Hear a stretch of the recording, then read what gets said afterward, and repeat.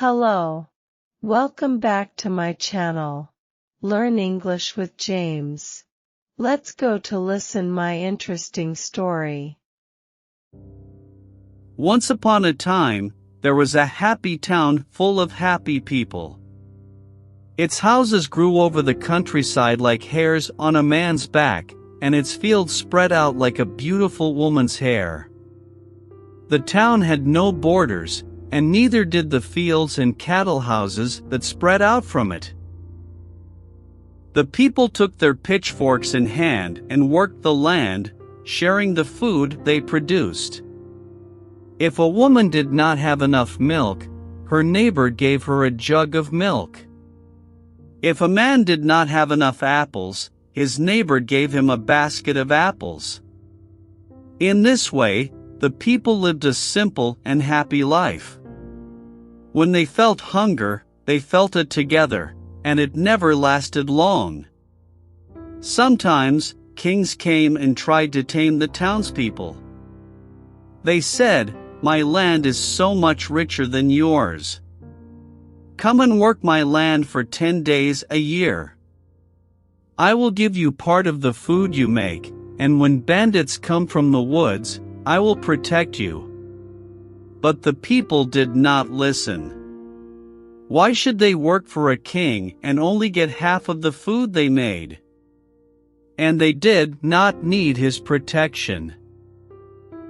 Whenever bandits came, they took their pitchforks in hand and defended the town themselves. If a thief came and stole food from their fields, they did not hurt the thief. Instead, they took them inside and gave them a good meal, and often these people joined the town, and everyone quickly forgot that they had once been thieves. Sometimes, the kings tried to make the townspeople work for them. One king married a daughter from the town, and said that the family of the daughter now belonged to him, and must work in his fields. It didn't take long before they took their pitchforks in hand, and the king was running away. But one day, something different came to town, riding a strange wind that blew from the south. If you saw it, you would ignore it, because it only looked like a leaf. But if you came closer, before it blew away, you might see some eyes, or a mouth. It was difficult to really see it, because it moved so quickly, and it showed a slightly different shape to everyone it spoke to. When it first came to the townspeople, they ignored it. They were no strangers to magic, of course. They used magic to help their food grow, to see into the future and to help sick people recover. But this was a kind of magic they had never seen before, and it could mean nothing good, so they continued to ignore it. The leaf flew around town. Finally, it found a lonely old man called Torsten, whose wife and daughter had died. Other people often visited him and brought him food, but with each passing day, he spoke to them less. Sometimes he shouted for them to leave the food outside and refused to speak to anyone. He was too old to work, and he felt ashamed that he could not join the other men. Old man Torsten's eyesight was not good, and he didn't see the leaf when it flew through the open window and landed on his ear. "Dear old man," said the leaf, "I have heard you complaining." "Who is that?" cried old man Torsten. "Get out." "I am the voice of reason," said the leaf. "I have come here from far away, and I can see that there is no reason in this town."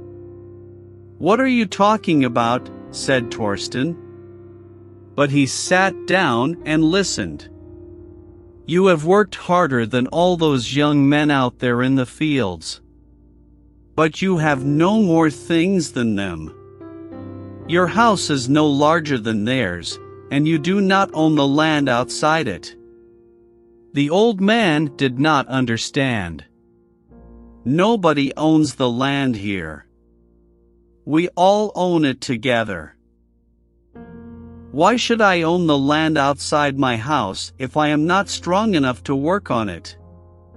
And why should you have to work on the land? Said the leaf angrily. You have worked hard all your life, and they left you here by yourself. Those men bring you food as if it is a gift, when really, they should be bringing you much more. Torsten thought for a long time. He knew that when you heard voices, it was important to listen to them. He had heard a strange voice before he married his wife, and the voice had told him that she would die before him. He didn't listen then, and look what happened. And how can I change this? Said the old man. I am too weak to work in the fields. I am alive. Is that not enough? Oh, but changing things is simple. It goes like this. The next day, 2 young men from town came to bring old man Torsten his food. When they got there, they were very surprised. What's this? Said one of the boys. Around the man's house, a wall of plants had grown. It was a row of hedges, but they had never seen hedges used in such a way before. It made a big square around the house, and they had to walk around the hedge to find a way in. What magic have you used, old man? Asked one of the boys. These hedges grew overnight. Get out, shouted Torsten. You're on my property. Leave the food there and I'll get it myself. Old man Torsten came outside holding his pitchfork, and the 2 boys didn't have to be told twice. They left the food by the hedgerow and ran away. News of this event quickly spread around town. Nobody could understand what old man Torsten was doing. Several people tried to go and speak to him, but as soon as they crossed the hedgerow he ran after them with his pitchfork. So finally, people ignored him. But there was a problem. There was plenty of useful land within the hedges, and that was land that none of them could use. The man could not plant food there himself, but it seemed he did not want other people using it either. Well, as much as the people loved the old man, they couldn't allow what he was doing. So they stopped bringing him food. They knew that, one day, he would have to come out from the hedges and ask for their help. But that didn't happen. For weeks, Torsten didn't appear. People saw something strange through the hedges. Finally, a brave woman went and looked, and found out that the old man had a young woman living with him. It's Jaquette, Dorothy's girl, she explained to the others. Dorothy was saying she kept disappearing. Apparently, Jaquette now works for that old rat. She works his fields in the day. The phrase at field sounded so strange, and at night. Well, I don't know what goes on. But I saw him taking gold out and giving it to her. Some people in the town had gold, but it wasn't very much. They knew it was valuable, but they had no use for it, so they kept it hidden in their houses. Sometimes, a jeweler would come to town, and they gave gold to the jeweler to make into jewelry. How strange, said a young man. Has Jaquette become a jeweler? Where did she learn? The next day, they found out what was going on. Jaquette came into town and asked to buy people's food. I'll give you this gold, she said, and held out a piece of gold. Jaquette, said Dorothy, grabbing her daughter's arm. you stop this right away. I have so much work to do at home now that you've left. There's washing and cleaning and cooking. But really, if you wanted to become a farmer or a jeweler, you should have said. But Jaquette ignored her, pulling away and smiling like she knew something that her mother didn't. She looked tired and hungry, and the people would have given her food if she had just asked. So why was she offering gold? Still, they felt sorry for her, and some of them thought if they gave her gold she might return home. So they took the gold and gave her food. So the old man was right, she said, and laughed, taking all the food with her back to the old man's house. Something's not right about that girl, muttered Dorothy. She was always difficult, but never like this. Over the next few months, a strong wind blew, and many leaves flew about. They landed on walls, on the ground, and sometimes they landed on people's faces. Strange voices blew about in the wind, and nobody knew where they came from. A couple, who lived on the edge of town, were the next to plant hedges around their house. They took even more land than Torsten. We have 3 children, they said, when people asked what they were doing.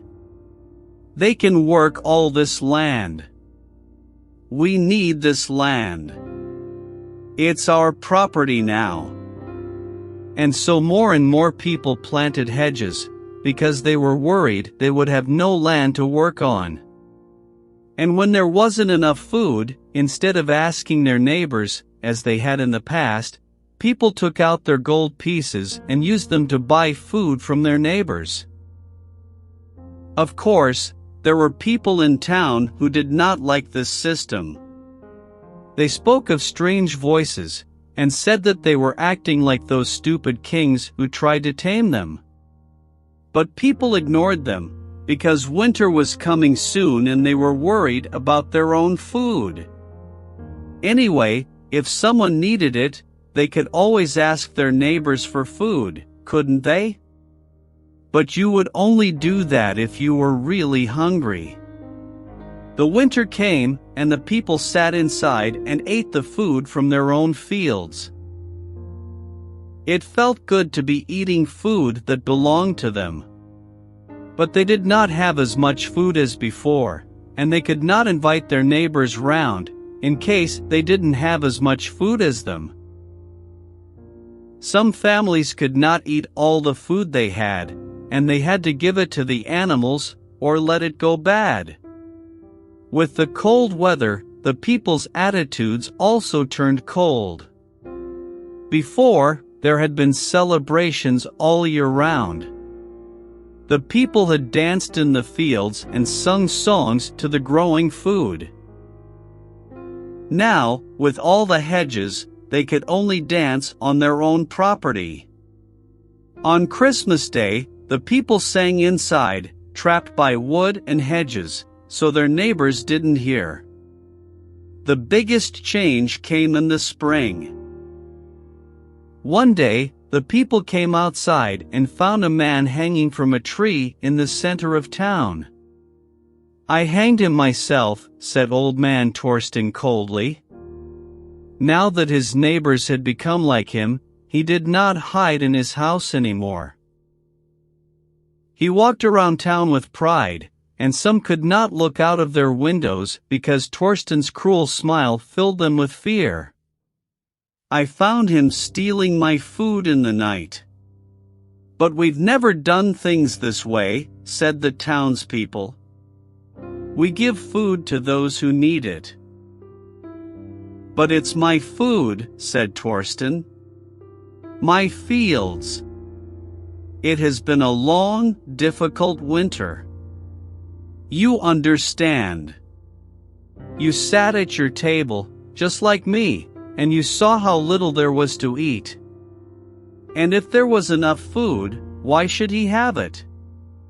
He did not work the fields that grew it. He who would give this man their food, when their own table was empty, stepped forward. The people thought, and they realized that none of them wanted to give the man their food. Torsten was right. This man should have planted more carefully, worked harder, made the difficult decisions that are necessary to survive. It was his own fault that he died. The next time a king came to town, it was not difficult for him to tame the townspeople. They already obeyed the words of leaves and hedges. Why not a king? The king not only promised to protect them from bandits and thieves, but to punish the thieves with hanging. Now, the people did not even have to get the blood on their own hands. And wasn't it fun for the children to see a hanging every now and then? All the king needed was a few days of work from each person. And so, in this way, reason left the town and progress came in. The townspeople learned the importance of planting hedges, trading with gold and obeying men with nice clothes. When the people held their pitchforks, they used them to farm, never to fight. They were proud that they could plant their own food on their own property. But with the work they did for the king, it was his property that grew the largest, and it was his stomach that grew the fullest. By the time the townspeople realized this, it was already too late. Of course, there were always those who would not obey. But as the years grew older and the winds blew crueler, they were pulled out of the ground and hanged. Some say that, one day, autumn will come. The leaves that speak lies will fall from the trees and join the land again. They will eat the bones of hanged men, and a new kind of flower will grow. And when a hand comes to pick the flower, to make it mine instead of ours, the flower will say, "No."